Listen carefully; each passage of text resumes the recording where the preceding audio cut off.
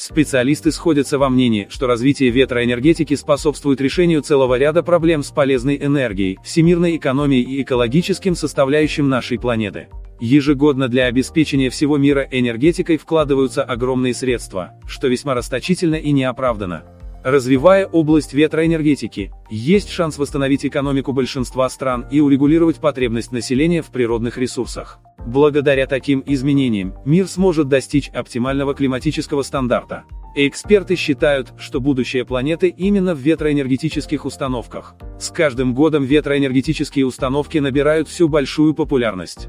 На сегодняшний день более 80 стран экономят с таким устройством. Для дальнейшего развития этой идеи был создан Всемирный праздник ветра, призывающий общественность к рациональному использованию даров природы.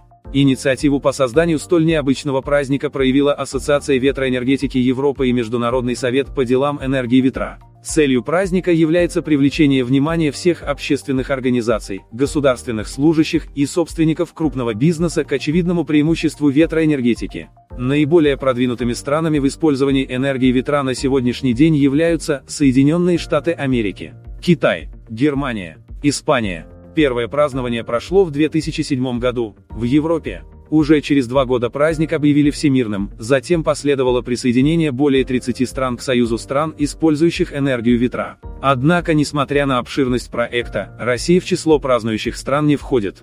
По задумке создателей праздника, событие должно привлекать общественное внимание к проблемам популяции и развития ветроэнергетики. Учитывая всемирный статус праздника, в этот день проходят международные конференции и круглые столы, за которым собираются лучшие эксперты мира и обсуждают вариант более стремительного развития ветровой индустрии. Во многих странах для желающих организовываются экскурсии на ветровые установки, а также встречи со специалистами.